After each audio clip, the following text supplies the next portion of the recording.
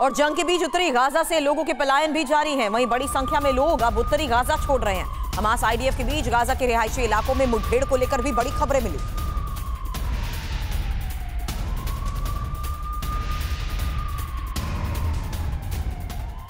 और फिलिस्तीन में जनमत संग्रह की मांग को लेकर भी खबर आई, जहां ईरान के राष्ट्रपति रईसी ने यह मांग की है। ओआईसी की बैठक में रईसी ने मांग की, जनमत संग्रह जरूरी।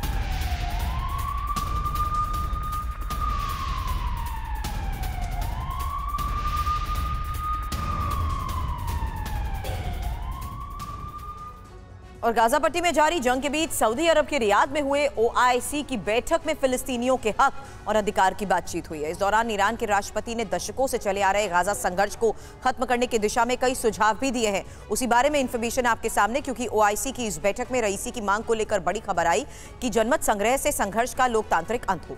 दशकों से चले आ रहे विवाद के निपटारे पर जोर देने की बात कही गई। साथ ही गाजा पर इजरायली आक्रमण जघन्य अपराध बताया गया। फिलिस्तीन का साथ दे क्षेत्रीय देश। अब इजरायली सेना के वेस्ट बैंक में भीषण हमले को लेकर भी एक खबर है, जहां कलकिलिया शहर पर आईडीएफ जवानों ने इस हमले को अंजाम दिया है। सड़क पर दौड़ते दिखे इजरायली सैन्य वाहन, ये तस्वीर देखिए।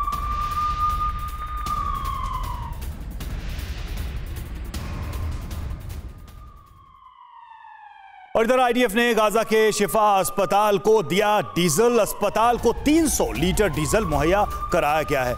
मेडिकल जरूरतों के लिए यह डीजल दिया गया। हमास ने डीजल लेने की मनाही की बात को खारिज किया है।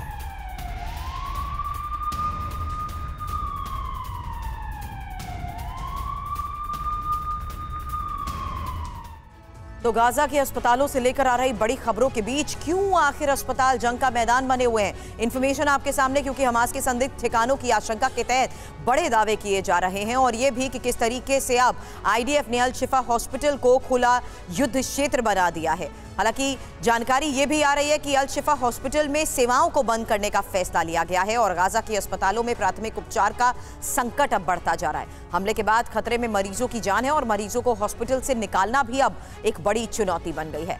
सिर्फ अल अहली हॉस्पिटल कार्यरत बताया जा रहा है, क्योंकि इस वक्त 35 में से 21 हॉस्पिटल्स बंद हैं।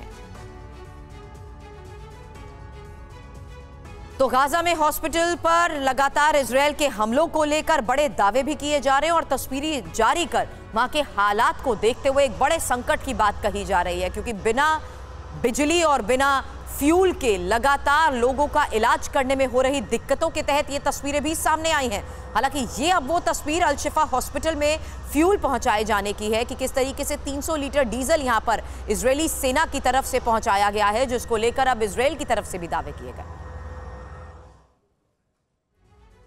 तो गाजा में अस्पतालों पर इजरायल लगातार हमले कर रहा है, जिसकी अमेरिका ने भी आलोचना की। इजरायल पर आरोप है कि उसने अस्पतालों को वॉर जोन में तब्दील कर दिया और मरीज पर हमले लगातार कर रहा। अस्पताल कैसे कब्रगाह बने, जल्दी से कुछ तथ्यों पर नजर डालते हैं। गाजा के अस्पतालों में लगातार हमले हो रहे हैं। अमेरिका ने कहा हमले रोके जाएं। अमेरिकी हेल्थ ग्रुप नहीं कर पा रहा है मदद। गाजा के अस्पताल को जंग का मैदान न बनाए, जैक सुल्लिवान का बयान है ये। खतरे में मरीजों की जान। अल शिफा प्रबंधन ने भी ये बात कही है और जख्मी लोगों को बाहर आने पर मजबूर किया जा रहा है। ये कौन कह रहा है? फिलिस्तीन के हेल्थ मिनिस्टर का बयान।